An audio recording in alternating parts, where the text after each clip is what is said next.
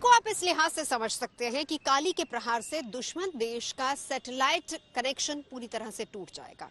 इसका असर युद्ध के मैदान में ये होगा कि दुश्मन सेनाएं आपस में कम्युनिकेशन नहीं कर पाएंगी, उनका नेविगेशन सिस्टम पूरी तरह से खराब हो जाएगा और इसका सीधा असर दुश्मन पर होगा।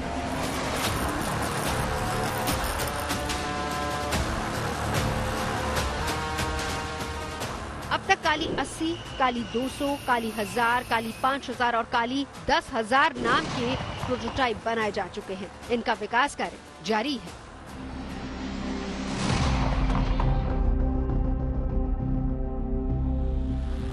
आज भारत भविष्य की चुनौतियों से निपटने के लिए हाइपरसोनिक स्पीड से आगे बढ़ रहा है। मौजूदा दौर में दुनिया के कई देशों का फोकस ग्लाइड व्हीकल्स पर है,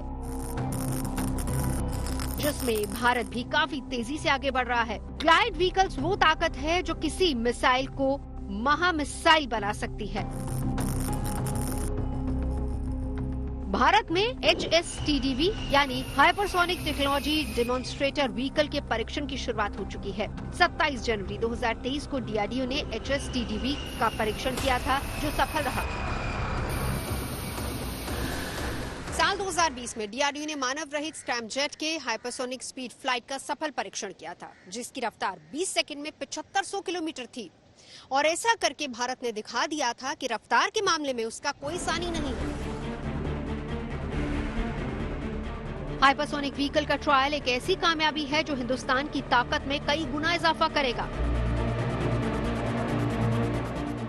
हाइपरसोनिक हथियार दो तरह के होते हैं, पहला ग्लाइड व्हीकल और दूसरा क्रूज मिसाइल। फिलहाल दुनिया के ज्यादातर देश, यहाँ तक कि भारत भी हाइपरसोनिक ग्लाइड पर ध्यान दे रहा है।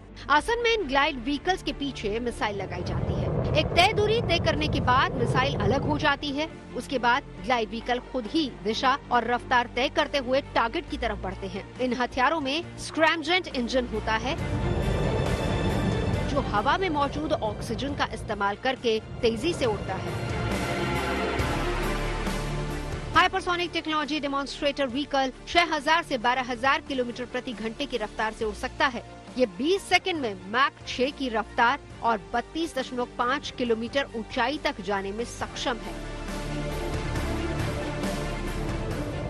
HSTDV के परीक्षण के बाद भारत के रक्षा क्षेत्र को और अधिक मजबूती मिलेगी, क्योंकि इसके साथ ही भारत अब उन चुनिंदा देशों के क्लब में शामिल हो गया है जो हाइपरसोनिक मिसाइल बनाने में सक्षम है।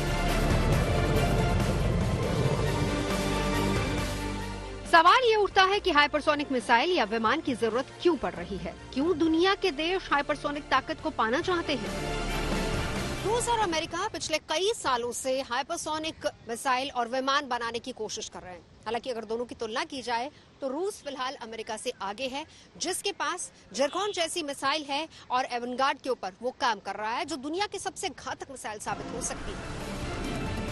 रूस का दावा है कि उसकी एवनगार्ड मिसाइल 20 मैक रफ्तार को हासिल करने में सक्षम होगी, यानी प्रलय का सबसे बड़ा हथियार। दूसरी ओर भारत के पड़ोसी देश चीन के पास भी हाइपरसोनिक हथियार होने की खबर है। ऐसे में जरूरी है कि रणनीतिक स्तर पर संतुलन बनाए रखने के लिए हाइपरसोनिक हथियार तैयार किए जाएं, जिसमें भारत काफी आगे निकल चुका है। टेक्नोलॉजी का एडवांसमेंट के साथ साथ उसकी एक कॉस्ट है जो हमें अदा करनी पड़ेगी, और आज वॉरफेयर में ये एक अपना अहम भूमिका निभा रहा है। पूरी दुनिया ढूंढ रही है कि सुपरसोनिक और hypersonic being the highest, hypersonic aircrafts होने चाहिए, हाइपरसोनिक मिसाइल्स होनी चाहिए। इसकी बेसिकली वजह है कि कोई भी एयरक्राफ्ट या मिसाइल एंगेज करी जा सकती है अगर आप उसे डिटेक्ट कर पाए, अगर आप उसे सर्विलेंस पर रख पाए, उसको ट्रैक कर पाए और फाइनली उसे एंगेज कर पाए। हाइपरसोनिक टेक्नोलॉजी इन सभी चीजों को डिफीट करती है, क्योंकि जिस स्पीड से ये चलती है आपका इसको डिटेक्ट करना नामुमकिन हो जाता है, उसको कंटिन्यूअसली ट्रैक करना एक एबनॉर्मल डिफिकल्टी आ जाती है, और उसे पिन पॉइंटेड एंगेज करना रास्ते में is the biggest challenge. It is as good as treated as impossible.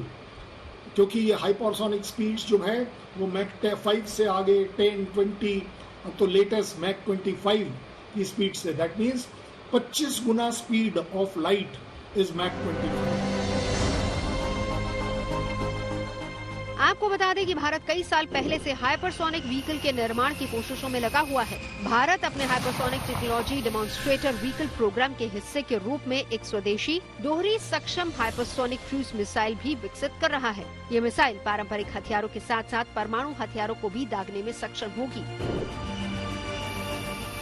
HSTDV programme को हाइपरसोनिक मिसाइल के निर्माण के लिए DRDO पिछले 2 दशक से आगे बढ़ा रहा है। इसमें स्क्रैमजेट इंजन का इस्तेमाल होता है, जिसमें 6 मैक तक रफ्तार हासिल की जा सकती है।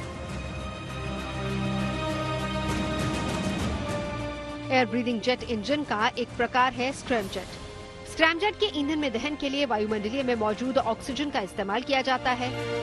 हाइपरसोनिक और लंबी दूरी की क्रूज मिसाइलों के लिए इसी स्क्रैमजेट इंजन का इस्तेमाल किया जाएगा। स्क्रैमजेट का फायदा ये होगा कि इसका इस्तेमाल कम लागत में उपग्रहों के प्रक्षेपण में भी किया जा सकेगा। जहां तक स्क्रैमजेट की बात है, it is actually a supersonic combustion of ramjet. Ramjet जो होता था पहले, वो अब स्क्रैमजेट हो गया। क्यों? क्योंकि जब स्क्रैमजेट इंजन्स जो है they produce travelling speed 6 Mach से आगे, जो अपने आप में फिनोमिनल स्पीड है। 6 गुना स्पीड लाइट की उससे भी तेज अगर वो जा रहा है। और इसमें स्क्रैमजेट में जो सारी कहानी है वो है mixing of fuel into air. जो मिसाइल है वो अपनी स्पीड लेता है मैक 6 एंड अबव जब वो स्क्रैमजेट में आता है, क्योंकि जिस तरीके से वो एयर एनवायरनमेंट से लेता है, खींचता है, और वो फ्यूल के साथ मिक्स होकर उसको और स्पीड देती है। ये अपने आप में टेक्नोलॉजी उस मिसाइल को और ज्यादा स्पीड से ले जा पाता है। HSTDV का कामयाब ट्रायल करके हिंदुस्तान ने दुनिया को दिखा दिया कि वो दिन दूर नहीं जब भारत भी हाइपरसोनिक मिसाइल सिस्टम निर्माण में सक्षम होगा। और सिर्फ मिसाइल ही नहीं, हाइपरसोनिक तकनीक की बेमिसाल रफ्तार तो हवाई सफर को भी नया आयाम दे सकती है। यानी आने वाले समय में भारत ऐसे यात्री विमान बना सकता है जो हजारों किलोमीटर की दूरी बहुत ही जल्दी तय कर सकते हैं। इसका फायदा हमारे अंतरिक्ष मिशन में भी होगा, क्योंकि हाइपरसोनिक व्हीकल्स एक तरह से मिसाइल या फिर अंतरिक्ष यान की तरह होते हैं, जो पलक झपकते ही अपने टारगेट तक पहुंच सकते हैं। भारत के पड़ोस में चीन और पाकिस्तान जैसे दुश्मन हैं, जो हर वक्त भारत के खिलाफ साजिशों का ताना बाना बुनने लगते हैं। ऐसे में भारतीय वायुसेना 2 फ्रंट वॉर जैसे हालात के लिए खुद को तैयार कर चुकी है, जिसमें राफेल, सुखोई, मिराज और तेजस जैसे ताकतवर फाइटर जेट्स के बाद अब देश में ही एडवांस मीडियम कॉम्बैट एयरक्राफ्ट के निर्माण का खाका खींचा जा चुका है।